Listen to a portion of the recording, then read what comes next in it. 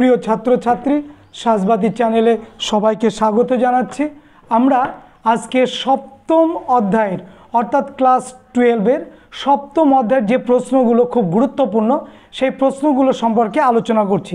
প্রথম প্রশ্ন হচ্ছে ফাল্টন বক্তৃতা কে কবে প্রদান করেন? 1946 খ্রিস্টাব্দে ব্রিটিশ প্রধানমন্ত্রী উইনস্টন চার্চিল ফাল্টন বক্তৃতা দেন। আমেরিকার মিসৌরি প্রদেশের অন্তর্গত যে ওয়েস্টমিনিস্টার কলেজ, ফাল্টনের যে ওয়েস্টমিনিস্টার কলেজ আছে সেই ওয়েস্টমিনিস্টার কলেজেই কিন্তু এই বক্তৃতা দিয়েছিলেন ব্রিটিশ প্রধানমন্ত্রী উইনস্টন চার্চিল। মিসৌরি প্রদেশের অন্তর্গত ফাল্টনের ওয়েস্টমিনিস্টার কলেজে। নেক্সট হচ্ছে চীনে লাল ফৌজ কারা গঠন করে? মাও সে তুং চীনে লাল ফৌজ গঠন করেন এবং ওনার সঙ্গে ছিলেন চু তে। নেক্সট হচ্ছে আরব জাতীয়তাবাদের আধুনিক সালাদিন নামে কে কেন পরিচিত? মিশরের রাষ্ট্রপতি গামাল আবদেল নাসের, তিনি হচ্ছেন আরব জাতীয়তাবাদের আধুনিক সালাদিন নামে পরিচিত। 1956 খ্রিস্টাব্দে তিনি মিশরের রাষ্ট্রপতি হন এবং রাষ্ট্রপতি হওয়ার পর তিনি মিশরকে আধুনিক চিন্তাভাবনা বা মিশরের অর্থনৈতিক শ্রীবৃদ্ধি ঘটিয়েছিলেন। নেক্সট হচ্ছে ভিয়েতকং কি? দক্ষিণ ভিয়েতনামে আমরা দেখতে পাবো মার্কিন অনুগ্রহপুষ্ট 9 দিন বিএম যে সরকার হবে সেই সরকারের বিরুদ্ধে 1960 সালে জাতীয় মুক্তি ফ্রন্ট গঠন হবে এবং সেই জাতীয় মুক্তি ফ্রন্টের সদস্যরা আর্থিক ও সামরিক সহায়তা প্রদান করে ভিয়েতনামে সেই সুযোগে এবং ফ্রন্ট দিয়েম সরকার বিরুদ্ধে সংঘর্ষ শুরু হয় এবং তখন দিয়েম সরকার ফ্রন্ট ভিয়েতকং বা ভিয়েতনামি কমিউনিস্ট বলে অভিহিত হয়। নেক্সট প্রশ্ন হচ্ছে ক্লিমেন্ট গোটওয়াল্ড কে ছিলেন? ক্লিমেন্ট গোটওয়াল্ড ছিলেন চেকোস্লোভাকিয়া রাষ্ট্রপতি। নেক্সট হচ্ছে ইউএনআরআরএ এর সম্পূর্ণ নাম কি? দেখো, United Nations relief and rehabilitation administration. তারপরে হচ্ছে কবে 9 দিন বিএম সরকারের পতন ঘটে? 9 দিন বিএম সরকারের পতন ঘটে 1963 খ্রিস্টাব্দে। চীনা কমিউনিস্ট পার্টি কবে প্রতিষ্ঠিত হয়? চীনা কমিউনিস্ট পার্টি কবে প্রতিষ্ঠিত হয়? 1921 খ্রিস্টাব্দে। ফিদেল কাস্ত্রো কে ছিলেন? ফিদেল কাস্ত্রো ছিলেন কিউবার সমাজতন্ত্রী নেতা ফিদেল কাস্ত্রো এবং তিনি সে দেশের প্রধানমন্ত্রী হন এবং রাষ্ট্রপতি পদও অলঙ্কৃত করেন। লং মার্চ কি? দেখো, 1934 খ্রিস্টাব্দে 16 অক্টোবর চীনে আমরা দেখব এই দীর্ঘ পদযাত্রা বা লং মার্চ অনুষ্ঠিত হবে এবং চেন তুর নেতৃত্বে এবং মাও সে তুংয়ের নেতৃত্বে এই লং মার্চ সংগঠিত হবে। দীর্ঘ 6000 মাইল তারা পদযাত্রা করবে এবং 6000 মাইলে পদযাত্রায় তাদের সামনে আমরা দেখব পাহাড় পর্বত নদী পড়বে এবং সেখানে অনেক মানুষের আত্মত্যাগ অর্থাৎ অনেক মানুষের মৃত্যু হবে। মৃত্যু হওয়ার সত্ত্বেও তারা এই পদযাত্রা কিন্তু থামাবে না, স্তব্ধ করবে না বা বন্ধ করবে না, তারা কিন্তু এই পদযাত্রা চালিয়ে যাবে এবং অবশেষে তারা সেনসি প্রদেশে এসে পৌঁছাবে এবং সেখানে গিয়ে পৌঁছালে সেই পদযাত্রাটা শেষ হবে এবং এই যে দীর্ঘদিনের এই 6000 মাইলের এই যে দীর্ঘ যাত্রা এটাকে আমরা বলছি লং মার্চ এবং পুরোটাই কিন্তু পায়ে হেঁটে। নেক্সট হচ্ছে সেকেন্ড ফ্রন্ট বা দ্বিতীয় রণাঙ্গন কি? দেখো, এখানে দ্বিতীয় বিশ্বযুদ্ধে জার্মানির যে মিত্রশক্তি যে রণাঙ্গন উন্মুক্ত করেছিল সেটাই সেকেন্ড ফ্রন্ট নামে পরিচিত। তাহলে দ্বিতীয় বিশ্বযুদ্ধে জার্মানির বিরুদ্ধে মিত্রশক্তিবর্গ যে যুদ্ধের মহড়া হিসাবে যে হচ্ছে মিত্রবাহিনী যে শক্তি বা রণাঙ্গন তৈরি করেছিল সেটাকেই আমরা বলছি দ্বিতীয় রণাঙ্গন এবং এটা উন্মুক্ত করা হয়েছিল কত সালে? 1944 সালের 6 জুন। কবে কার নেতৃত্বে চীনে প্রজাতন্ত্র প্রতিষ্ঠিত হয়? এই প্রশ্ন অনেক জায়গায় আসে। 1 অক্টোবর 1949 খ্রিস্টাব্দে মাও জে তুংয়ের নেতৃত্বে চীনে গণপ্রজাতন্ত্র গঠিত হবে। নেক্সট হচ্ছে the cold war and it is origins 1917 এবং 1960 গ্রন্থটি কার লেখা? উত্তর হচ্ছে D.F. ফ্লেমিং। নেক্সট হচ্ছে সাদ্দাম হোসেন কে ছিলেন? সাদ্দাম হোসেন ছিলেন ইরাকের রাষ্ট্রপতি। তোমরা জানো যে সেইখানে আমরা দেখব সাদ্দাম হোসেনকে মার্কিন যুক্তরাষ্ট্র অবৈধভাবে তার সরকারকে পতন ঘটাবে এবং তাকে ফাঁসি দেবে। নেক্সট হচ্ছে ঠান্ডা যুদ্ধ কথাটি প্রথম কে ব্যবহার করেন? মার্কিন সাংবাদিক ওয়াল্টার লিপম্যান। নেক্সট প্রশ্ন, ফাম ভান দং কে ছিলেন? তিনি ছিলেন ভিয়েতনামের সমাজতান্ত্রিক প্রজাতন্ত্রের প্রথম রাষ্ট্রপতি। নেভারে প্ল্যান কি? নেভারে ছিলেন ফরাসি সেনাপতি। ভিয়েতনামকে ধ্বংস করবার জন্য তিনি যে পরিকল্পনা করেছিলেন সেটা হচ্ছে নেভারে প্ল্যান। পরের প্রশ্ন হচ্ছে স্বাধীন আলজেরিয়ার প্রথম রাষ্ট্রপতিকে? স্বাধীন আলজেরিয়ার প্রথম রাষ্ট্রপতি বেন বেল্লা। তারপরে পঞ্চশীল নীতি কি? দেখো 1954 খ্রিস্টাব্দে ভারত এবং চীনের মধ্যে এই পঞ্চশীল নীতি বা চুক্তি স্বাক্ষরিত হয়েছিল এবং এইখানে যে চুক্তিতে বলা হয়েছিল যে একে অপরের প্রতি সহযোগিতা করবে, একে অপরের বৈদেশিক রণনীতি যে যার মতো করেই তৈরি করবে, কেউ কারোর কোনো দেশের অভ্যন্তরে হস্তক্ষেপ করবে না এবং দুজনের সঙ্গে সৌহার্দ্যপূর্ণ অবস্থানের মধ্য দিয়ে যদি কোনো সমস্যা তৈরি হয় সেই সমস্যাগুলো সুষ্ঠু মীমাংসা হবে। নেক্সট হচ্ছে UNRRA কবে গঠিত হয়? সেটা হচ্ছে 1943 খ্রিস্টাব্দে গঠিত হয়। নেক্সট হচ্ছে অন প্রোটেক্টেড ওয়ার গ্রন্থটির লেখককে? মাও সেতুং। অন প্রোটেক্টেড ওয়ার গ্রন্থের লেখক মাও সেতুং। আনককের পুরো নাম কি? UNTCOK এর পুরো নাম কি? United nation. তারপরে temporary commission of Korea, on Korea. কবে সাম্যবাদী চীনে জাতিপুঞ্জের স্থায়ী সাম্যবাদী চীন কবে জাতিপুঞ্জের স্থায়ী সদস্যপদ লাভ করে? সেটা হচ্ছে 1971 সালে। আনজুস কবে গঠিত হয়? 1951 খ্রিস্টাব্দে আনজুস। ভিয়েতনামের মুক্তি সংগ্রামের প্রধান নেতা কে ছিলেন?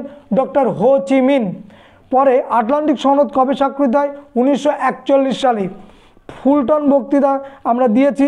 নেক্সট হচ্ছে সল্ট ওয়ান চুক্তি কত সালে হয়? সল্ট ওয়ান SALT-1 চুক্তি 1972 সালে। সল্ট ওয়ান হচ্ছে 1971। আচ্ছা, নেক্সট হচ্ছে 17 ডিগ্রি সমাক্ষরেখা কি? 1954 খ্রিস্টাব্দে ভিয়েতনামে একটি অক্ষরেখা বরাবর উত্তর এবং দক্ষিণ অংশকে ভাগ করা হয়, অর্থাৎ 17 ডিগ্রি অক্ষরেখা বরাবর উত্তর ভিয়েতনাম এবং দক্ষিণ ভিয়েতনামে ভাগ করা হয়। এটাই অক্ষরেখা 17 ডিগ্রি অক্ষরেখা নামে পরিচিত। উত্তর ভিয়েতনামের কমিউনিস্ট বাহিনী কী নামে পরিচিত? ভিয়েত মিন নামে পরিচিত। উত্তর ভিয়েতনামের কমিউনিস্ট পার্টি ভিয়েত মিন নামে পরিচিত। মাইলাই ঘটনাটা কি? দেখো, মাইলাই একটা জায়গার নাম, ভিয়েতনামের একটা ছোট্ট গ্রামের নাম হচ্ছে মাইলাই এবং সেইখানে আমরা দেখব যে 1968 খ্রিস্টাব্দে যে মার্কিন যুক্তরাষ্ট্রের সেনাবাহিনী সেখানে প্রায় 500 জন ভিয়েতনামবাসীকে নৃশংসভাবে হত্যা করবে। এই যে ঘটনা, এই ঘটনা হচ্ছে মাইলাই ঘটনা। যেমন আমাদের ভারতে আছে জালিয়ানওয়ালাবাগের হত্যাকাণ্ড, যেমন আছে নৃশংসভাবে মেরে দিয়েছিল ব্রিটিশ জেনারেল ওডায়ার, ঠিক এখানে তাই যে 500 জন ভিয়েতনামবাসীকে কিন্তু মেরে ফেলবে মার্কিন সেনারা নৃশংসভাবে। মার্শাল প্ল্যান কি? দ্বিতীয় বিশ্বযুদ্ধের পরবর্তীকালে যে সমস্ত দেশগুলো যুদ্ধ বিধ্বস্ত সেই সমস্ত দেশগুলোকে আর্থিক প্যাকেজ দেওয়ার জন্য সেই সমস্ত দেশে নতুন নতুন লো ইস্পাত কারখানা, রাসায়নিক সার কারখানা, পেট্রো রসায়ন কারখানা, ব্যাংকিং শিল্প গড়ে ওঠার জন্য জন মার্শাল তিনি একটি পরিকল্পনা ঘোষণা করেছিলেন 1947 সালে 5 জুন হার্ভার্ড বিশ্ববিদ্যালয়ে এবং সেটাকেই বলা হচ্ছে মার্শাল প্ল্যান। কবে সম্মিলিত জাতিপুঞ্জ প্রতিষ্ঠিত হয়? সম্মিলিত জাতিপুঞ্জ প্রতিষ্ঠিত হয় কিন্তু দ্বিতীয় বিশ্বযুদ্ধের পর, অর্থাৎ 1945 সালে। আর জাতিসংঘ প্রতিষ্ঠা হয় কিন্তু প্রথম বিশ্বযুদ্ধের পর। এটা কিন্তু মাথায় রাখবে, জাতিসংঘ আর জাতিপুঞ্জ এক নয়। জাতিসংঘ প্রথম বিশ্বযুদ্ধের পর আর জাতিপুঞ্জ UNO, ইউনাইটেড নেশন অর্গানাইজেশন, সেটা হচ্ছে দ্বিতীয় বিশ্বযুদ্ধের পর 1945 সাল। মনে থাকে জানো। নেক্সট হচ্ছে কেন্নানের বেষ্টন নীতিকে? মিস্টার এক্স নামে পরিচিত হচ্ছে কেন্নান।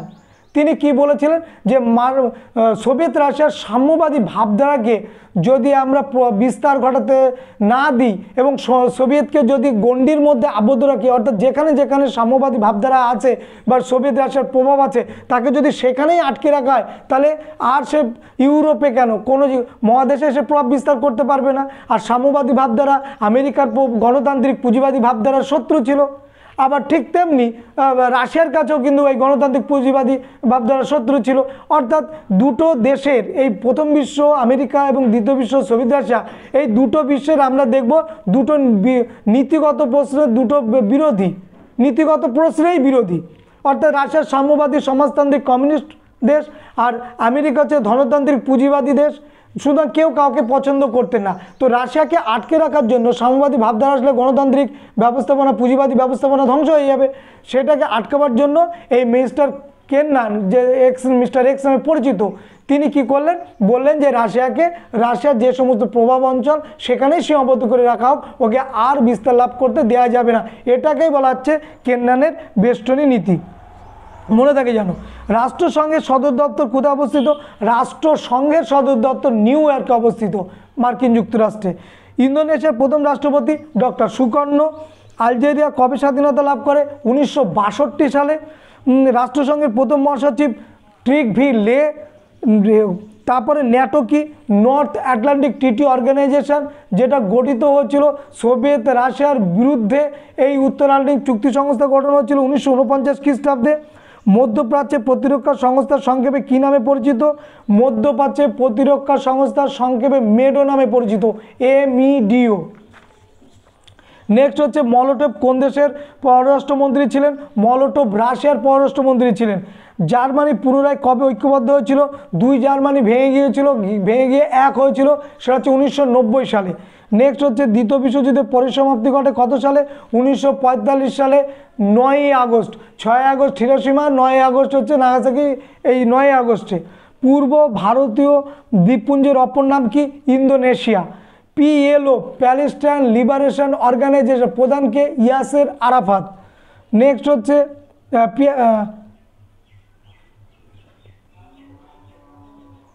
জোট নিরপেক্ষ নীতি কাকে বলে?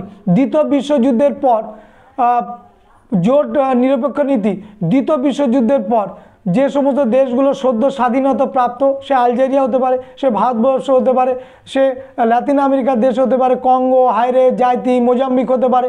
এই যে দেশগুলো কোন পক্ষে যাবে? বা আমেরিকা যুক্তরাষ্ট্রের পক্ষে না সোভিয়েত রাশিয়ার পক্ষে? এই নিয়ে টানাটানি চলছিল।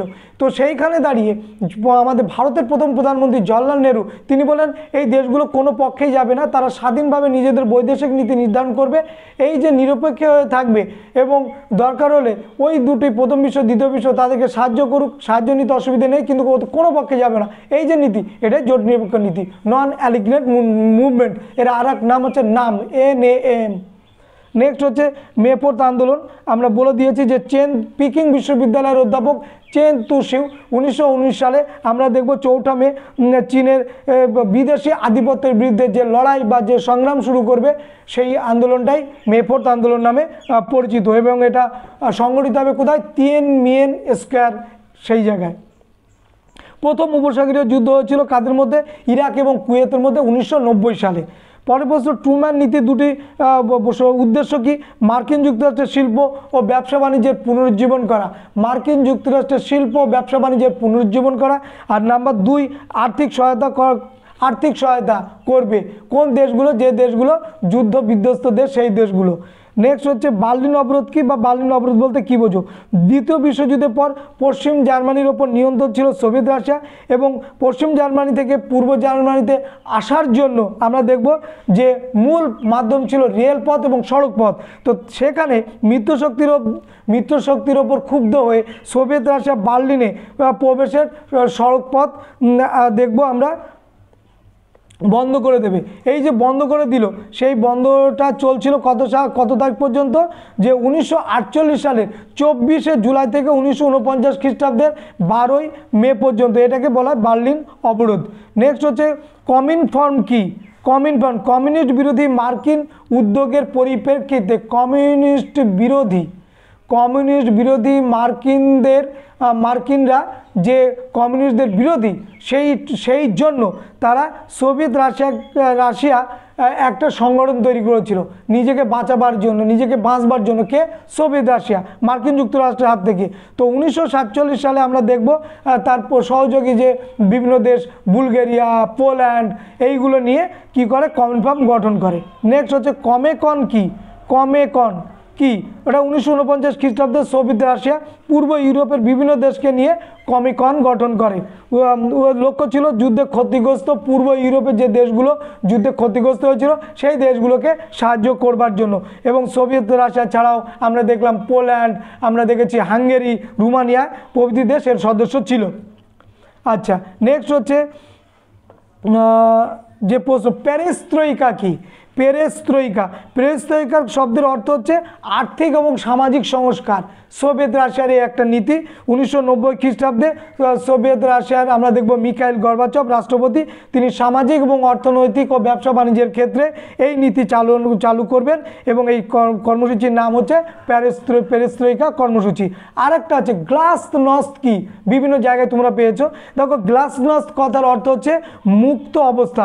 1990 খ্রিস্টাব্দে সেটাও হচ্ছে মিখাইল গর্বাচেভ, তিনি এই গ্লাসnost ব্যবস্থাপনা চালু করেন এবং দায়িত্ব গ্রহণ করে তিনি কি করলেন, সাংস্কৃতিক কার্যকলাপ, মানবাধিকার প্রভৃতি ক্ষেত্রে একটি মুক্ত ব্যবস্থা অবলম্বন করেছিলেন এবং এটাকেই বলা হচ্ছে গ্লাসnost।